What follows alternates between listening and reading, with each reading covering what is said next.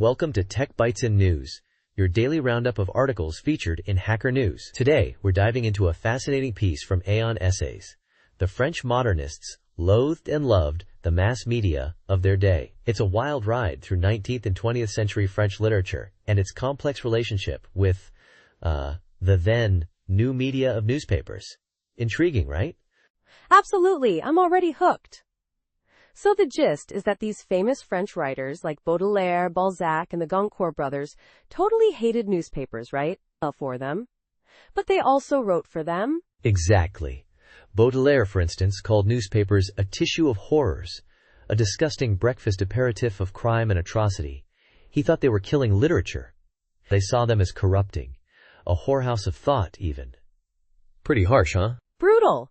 But you said there's a twist? How could they hate something they were so deeply involved in? That's the brilliant part.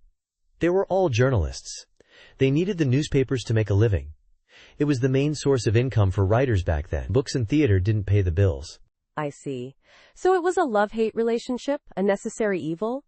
A bit like my relationship with caffeine. Perfect analogy. The article points out that newspapers were actually a breeding ground for new literary forms, prose poetry, serialized novels, all born from the constraints and opportunities of the newspaper format. It was a literary laboratory. Interesting. So it wasn't just about the negativity. There was innovation too. Did they eventually come around to appreciating the medium? Absolutely. The article highlights a shift. Later modernists like Mallarmé and Apollinaire saw the newspaper not just as a source of income, but as a powerful tool for reaching a wider audience. Think of it as early viral marketing.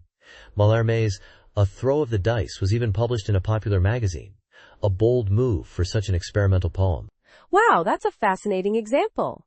So they were using the very medium they initially despised to push the boundaries of art? Precisely.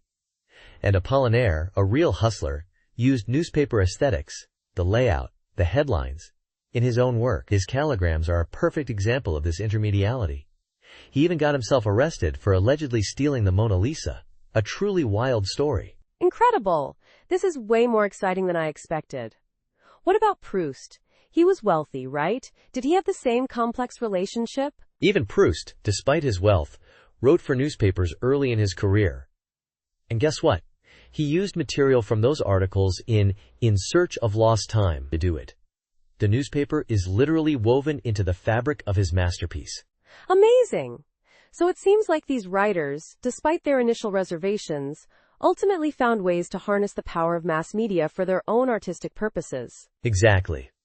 The article concludes by drawing parallels to our own relationship with the internet. We're experiencing a similar love-hate relationship. Obsessed, but also deeply concerned about its impact.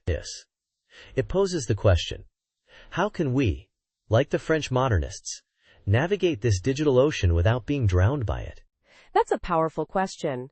The article suggests looking at both ironic traditionalists and digital modernists for answers.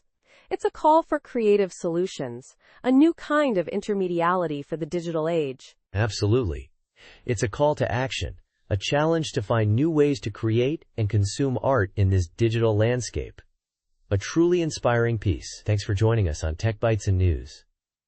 We hope you enjoyed this deep dive into the fascinating world of French modernism and its complicated relationship with the media. Until next time, goodbye.